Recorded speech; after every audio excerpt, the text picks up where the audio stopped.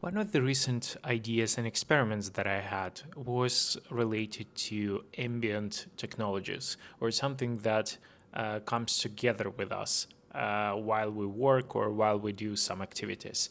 One of the greatest examples of those ambient apps and software is actually browser extensions.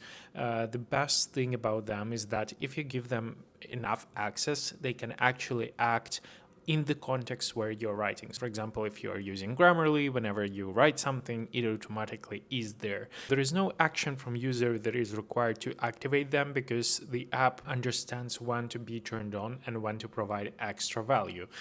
I think this is actually a really interesting example, and I'm thinking the same in terms of our phones, right? We hold our phones quite frequently, but we rarely see them as extensions of our arms, or some people even claim that our phones are the first stage towards like cyborgs, right?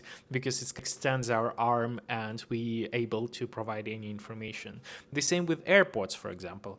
Because we are wearing them more and more and they're almost seamlessly, sometimes people forget that they're wearing them. It's actually a good sign of the cyborg technology, right? That something is extending from us and giving us extra information or notifications or listening to our commands when it's needed. So it's a very interesting concept of how like cyborg stuff is penetrating our lives without being called cyborg or without even first intention of being so prominent.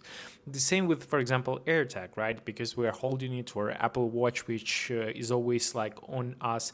It sometimes masks as something else, for example, as watch, but still gives extra intelligence and extra answers and so all of the stuff that is connected to it.